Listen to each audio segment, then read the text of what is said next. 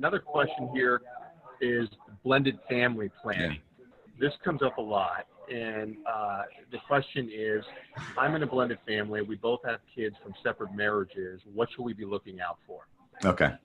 So blended families are, as you can imagine, are complicated, and we deal with them a lot. And it's one of the plans I love doing the most, because you get the biggest benefit ultimately going to the to my clients, because everyone wants to make sure that their family is taking care of their kids. So you may have a second marriage and the new husband and wife love each other and they both got kids from a prior marriage, but the kids don't necessarily love their new mother-in-law or stepmom or stepdad so well. So you're trying to find a proper balance between how do the spouses take care of each other, but yet preserving the assets for the kids down the line.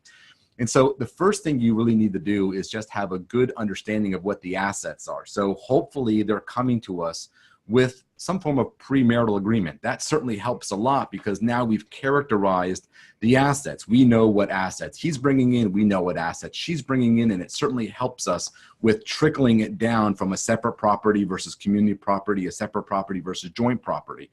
So if you have a premarital agreement, and if not, we would help to create what's called a post-marital agreement, characterizing the assets afterwards.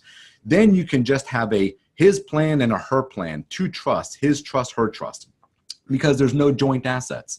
And so typically what I wind up doing is you wind up having lifetime income and maybe some principal invasion. So if one spouse passes away, the assets, at least the income, is held for the benefit of the surviving spouse. So they have wealth replacement. They don't have to, they can maintain their normal standard of living, right? So you kind of, but then when the second spouse passes away, then the principal passes down to their individual kids.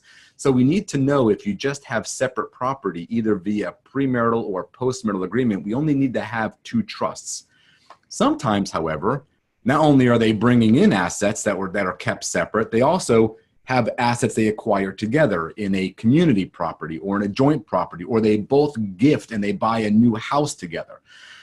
So in this situation, it gets a little complicated. You wind up having a his, hers, and an our type of plan. So you have a 3-trust arrangement. So you want to make sure that we keep all the assets working together in concert, so that her assets stay separate, his assets stay separate, and the assets they have together trickle down the appropriate way.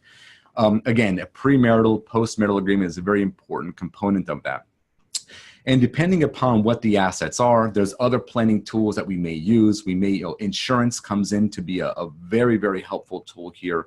So if one spouse passes away, we have instant liquidity maybe for the children. So no need to liquidate the assets of the surviving spouse.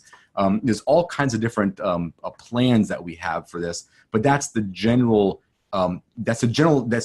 flow of a blended family arrangement. You typically walk away with a pre or post marital agreement, and then a his plan or her plan, so that the his, hers, and then the ours if necessary.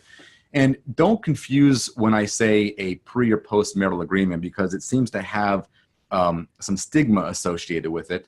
Especially in new marriages, they're concerned about making sure they get the proper child support or spousal support.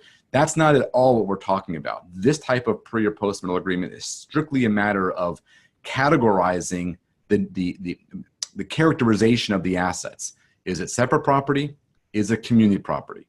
What about future acquired property? What about my income, my earnings? Are those community? Are those joint? Are those separate? They have nothing to do with spousal support, nothing to do with child support. That stuff, typically the clients still have to go duke out in a family law court if they get divorced again. But typically this is just a characterization of assets, so we have a proper flow either upon death of the first spouse, second spouse, with kids of a prior marriage, right? Right. Okay. Very unique circumstance, but definitely requires some good thought and planning. A lot of opportunity. You could have unintended consequences if you don't do it right. Oh yeah. Big time. Yeah.